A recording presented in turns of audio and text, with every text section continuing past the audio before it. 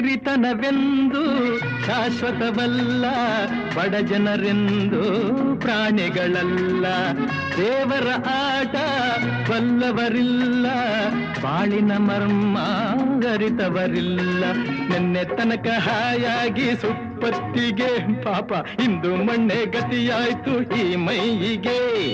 ನಿನ್ನೆ ತನಕ ಹಾಯಾಗಿ ಸುಪ್ಪತ್ತಿಗೆ ಇಂದು ಮಣ್ಣೆ ಗತಿಯಾಯ್ತು ಈ ಮೈಯಿಗೆ.